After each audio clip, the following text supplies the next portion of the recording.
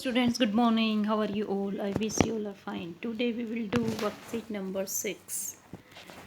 Student, as you know, we were studying the chapter 3 questions in worksheet number 5.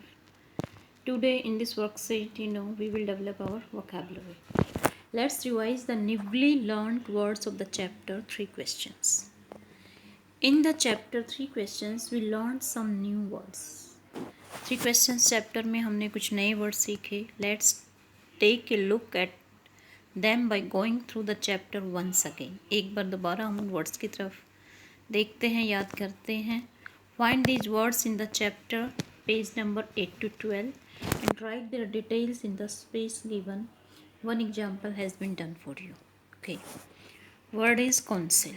Council का meaning क्या होता है? Council का meaning होता है हमारा a group of people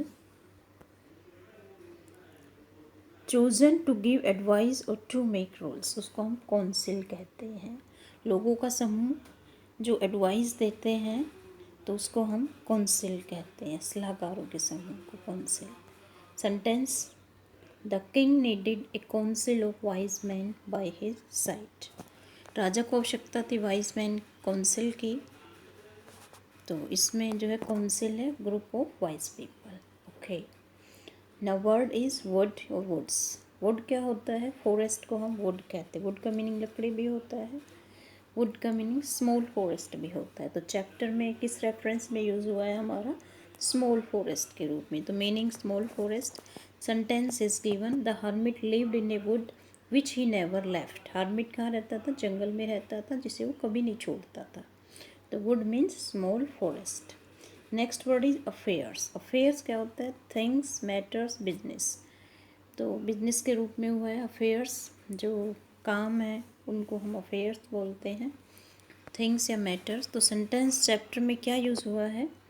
जो आंसर दिया था हर्मिट ने, the most important affairs are to do good for others. तो आपको सेंटेंस लिखना है, the most important affairs are to do good for others.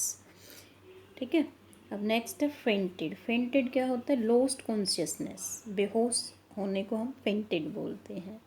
तो इसका सेंटेंस क्या होगा? आपने देखा होगा, the bearded man was fainted. जो दाढ़ी वाला इंसान था वो बेहोश हो गया था. The bearded man was fainted. Okay, next है सीज्ड. सीज्ड होता है किसी ज़बरदस्ती किसी पे कब्जा कर लेना. Took by force. The king, तो चैप्टर के अंदर जो है कहाँ पर यूज़ हुआ है? The king seized the enemy's whole property.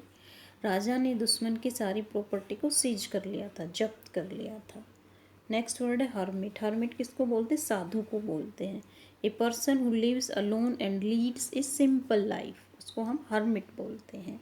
The king met a hermit. राजा जो है किससे मिला था? हर्मिट से मिला था. नेक्स्ट वर्ड है फेथफुल. फेथफुल क्या था? वफादार, dutiful. The servant was faithful. Servant जो है स्टोरी के अंदर फेथफुल था, वफादार था.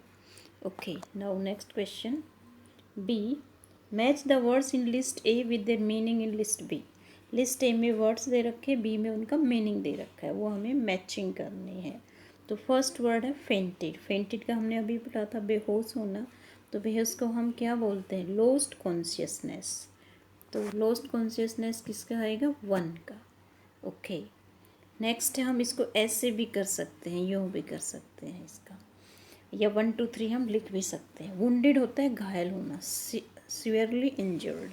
सीवियरली इंजर्ड क्या होता है? वुंडेड. घायल को हम वुंडेड बोलते हैं. अवोक. अवोक मतलब होता है उठना.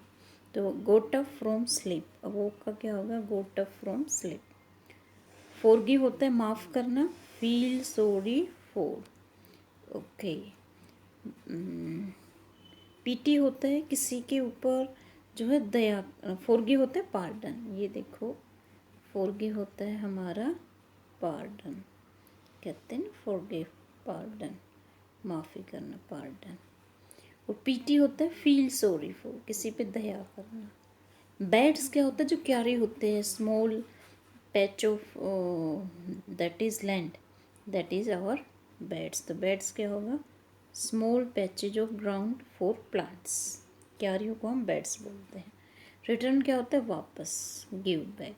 तो हम ऐसे भी मैचिंग कर सकते हैं। फेंटेड मैंने आपको बताया था, बेहोश होना, लॉस्ट कॉन्शियसनेस, वुंडेड घायल होना, सीवियरली इंजर्ड, और अवोक गोट अप फ्रॉम स्लीप।